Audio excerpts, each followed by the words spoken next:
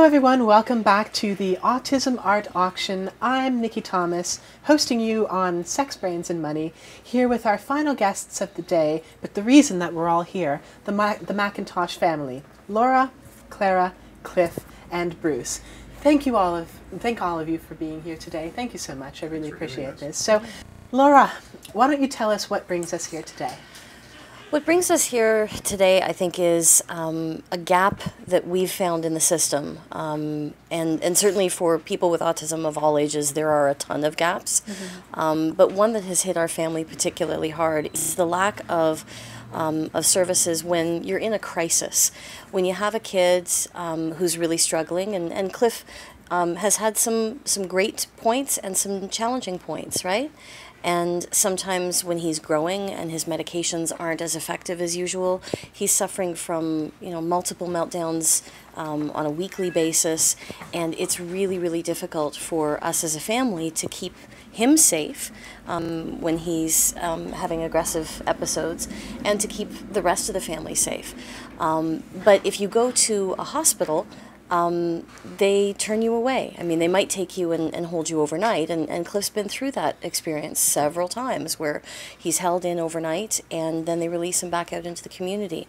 And we'd like there to be a place where somebody like Cliff could go and stay for a few days, maybe a few weeks, a place where they could be calm and just have a chance to take a break so that their family members, their siblings, and their parents could get a break until the other services kick in. Because of all those other services, of course, have wait lists that are measured in weeks and months, but there's nothing to meet the need right there when you're in the crisis. So after years of advocacy, and I mean, we started the Ontario Autism Coalition back in 2005, along with several other amazing parents, and we've been advocating on autism issues nonstop. But Basil, are you trying to steal the show again? Yes. Well, Why? You know what, Laura? I think that the crisis center is a really, really great idea, and it definitely needs to happen. So, but why don't we talk to Cliff for a second? Sure. Cliff, why don't you tell us what you'd like to see from an autism crisis center? Well, I'd like to see a snizzling room. What is that exactly? What's it? A snizzling room is like Snizzling a room?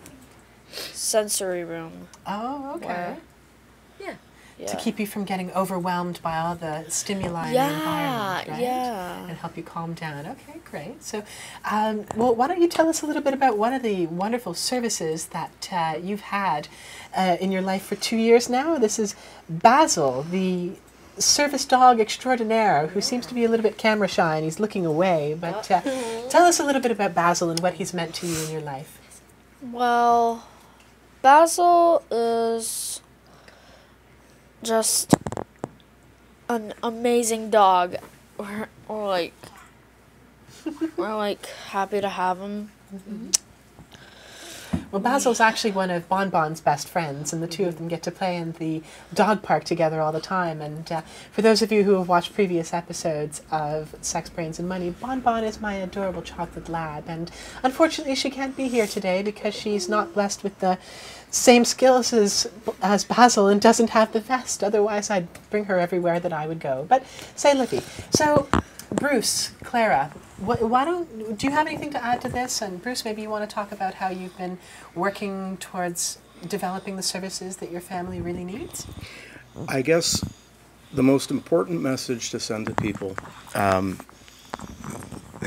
crises that we've had with Cliff have had to do with aggressive outbursts. And the most important message that I'd like to deliver is that there's no connection between autism and aggression, specifically.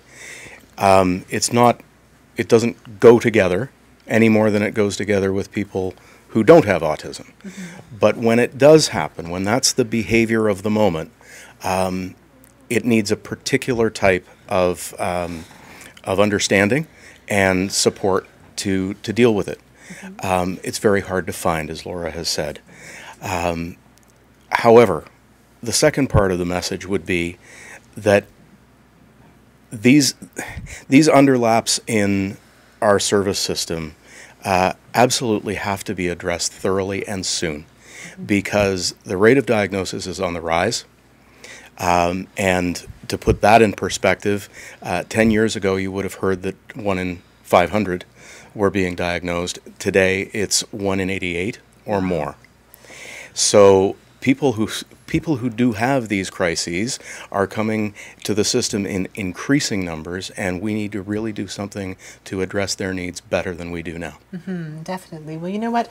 I also have experience with a family member who has autism, and I know that it can be very, very difficult to get services, and that's why I wrote an article for the Huffington Post talking about how you need to take an integrative approach, and you need to look at this not just as a, doctor-patient issue, but an entire family as being involved. And now I want to talk to Clara. Clara, why don't you tell us a little bit about what life is like in your family and some of the challenges you face, as well as some of the amazing experiences that you must have with family members. Well, there's good times and bad times. Like, there's times where he really lights up and he's really nice and good. But there's also times when he has aggressive outbursts, which are never easy from my perspective. Like, it's one of the hardest challenges I've ever faced in my life.